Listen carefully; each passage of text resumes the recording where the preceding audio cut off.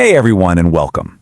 Today we're going to jump into something pretty fascinating that's been making the rounds online, a really comprehensive protection prayer for the year 2026.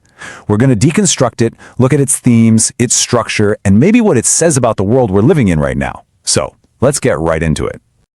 Right off the bat, the source material sets the tone with this one line. It's making a clear distinction. This isn't about shouting into the void or reacting to a crisis, no. This is something different. It's about a quiet, constant watch. This single quote really frames the entire purpose of the prayer we're about to analyze. So, let's start by unpacking this whole idea. What does it actually mean for a prayer to be a guardian, and what is its goal for the year ahead? We're talking about its preemptive purpose. And that's really the key here, right? It's all about being proactive. This isn't a prayer you say when something's already gone wrong. The whole point is to get out ahead of it, to establish this protective presence before any danger can even take shape. It's about creating this calm, continuous watch over a home, which, really speaks to this deep desire for a little bit of stability in a world that feels so unpredictable. Okay, so if the prayer is basically building a spiritual fortress, you gotta ask, what's it protecting inside? That brings us to our next section, where we'll look at the specific rooms or areas of life that it's designed to cover. And wow, you can really see just how comprehensive this is. It's not focused on just one thing. It's asking for this 360-degree coverage across 5 major domains of life.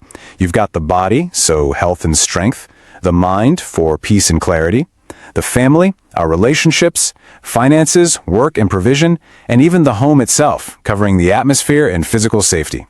It's almost like there's this feeling that danger could pop up from literally anywhere at any time. And if we dig a little deeper into that first slice of the pie, the body, we see a really strong focus on physical health. The text specifically calls out protection for the elderly, against sickness, ongoing pain, or any kind of sudden decline. It really highlights how crucial just feeling physically strong and well is to our overall sense of security. But it's not just about the physical stuff either. The prayer also goes hard on securing the mind.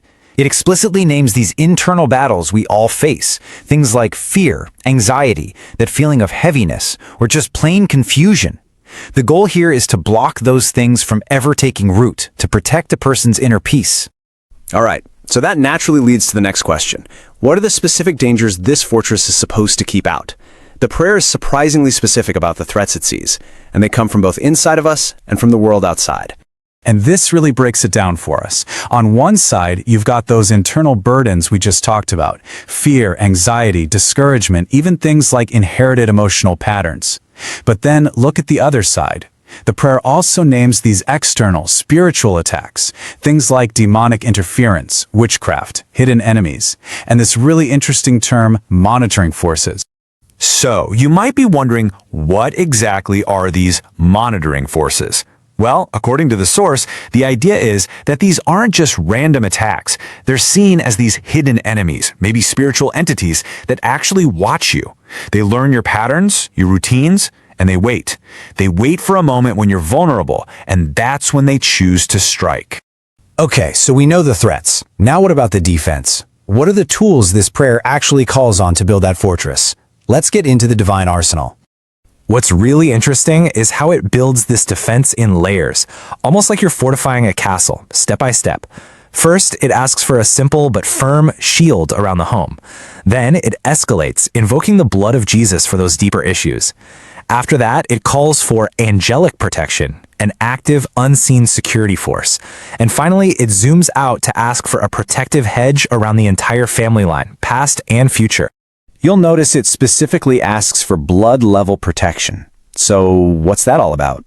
In this context, it's described as a kind of protection that isn't just surface level. It's meant to go way deeper, to get to the very root of a problem, whether that's an inherited family issue, a long-standing burden, or some other unseen spiritual layer.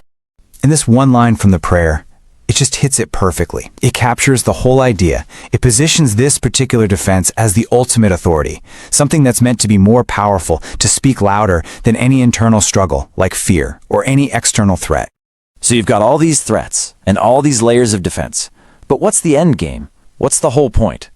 Our final section looks at what life is actually supposed to feel like once this divine fortress is up and running. And it's not an instant fix. It's laid out like a path, a progression. It starts with deliverance, getting free from those old lingering problems. That then leads to a breakthrough in areas where you felt stuck. From there, the goal is restoration, rebuilding things like peace and energy that were lost to stress. And all of this leads to the final step, authority, where a sense of calm is finally and firmly in control. When you boil it all down, the real goal is an emotional one. It's about shifting from that state of constant, tiring alertness, always being on guard for the next bad thing, to a state of deep, settled rest. It's about feeling a confidence that the guarding is being handled for you. And this final quote, man, it just wraps up the whole ambition of this prayer perfectly. The goal isn't just to scrape by, to survive the year.